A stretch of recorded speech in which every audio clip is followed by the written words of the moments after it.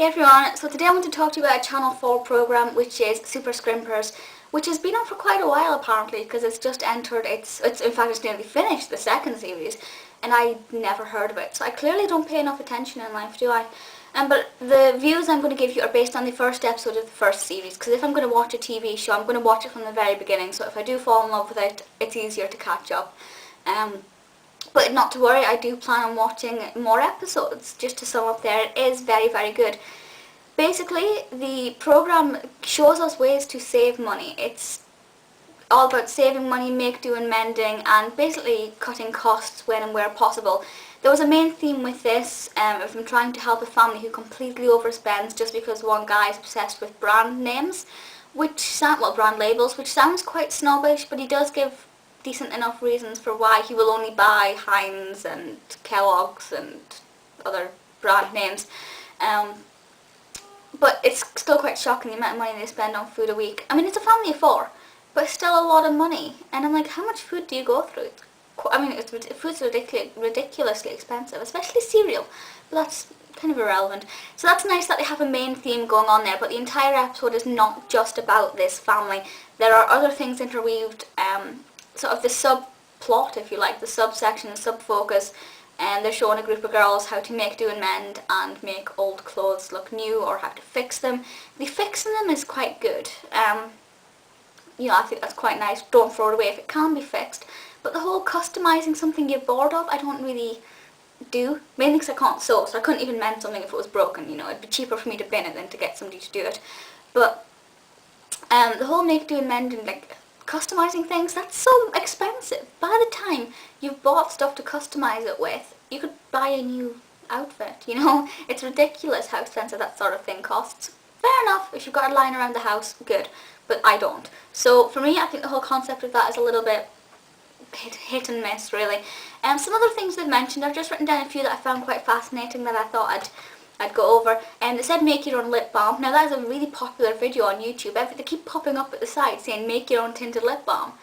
I don't have any of those ingredients in my house. I could go to, I don't know, Makeup Academy stand in Superdrug and pick up a lip balm for £1 if I was that desperate.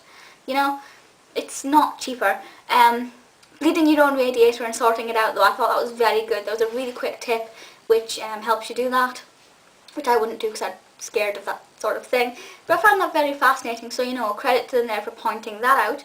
And they also said make muffins from old bananas instead of throwing them out. That's not saving money, that's costing money. Throwing out bananas doesn't cost you anything, but then using the ingredients to make the muffins does cost you. Fair enough, it's a case of don't throw them away, if you're going to make muffins anyway, put them in, fine. But it's not really saving you any money, is it? Because if you want to eat a banana, you're still going to go and buy a banana. Nobody says, oh, I want a banana fix, so I'll eat a muffin. It doesn't really work like that. What I found fairly fascinating, train tickets book in advance, I just thought that was common sense. I don't know if that's a really bad thing for me to say, but I always book my train tickets as far in advance as possible because they are sometimes even a quarter of the price if you book them even just the week before. I just thought that was kind of common sense and a little bit kind of insulting actually, yeah. It's like, book your train ticket months in advance.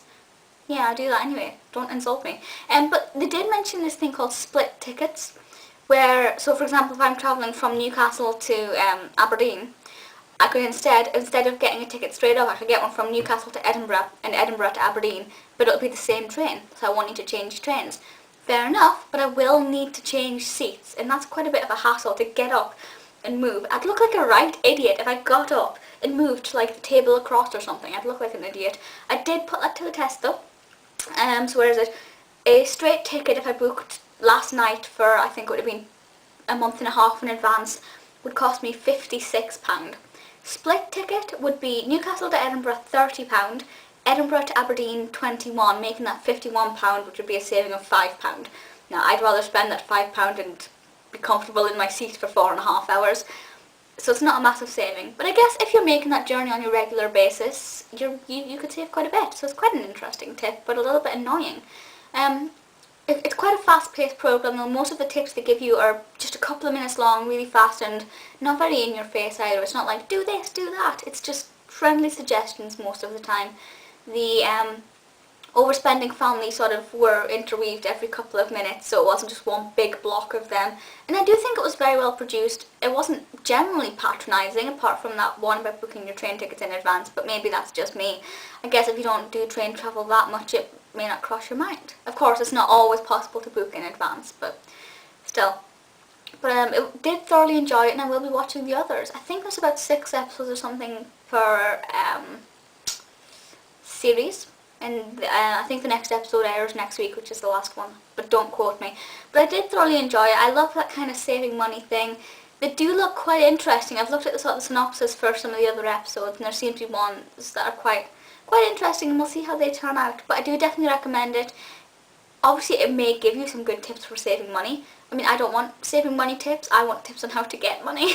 But I need the money before I can save it. But it's all about cutting corners and saving the odd pound here and there, and it all pays off, as you can see. But it is very good. Please feel free to leave comments and let me know your thoughts, and I'll see you all next time. Bye!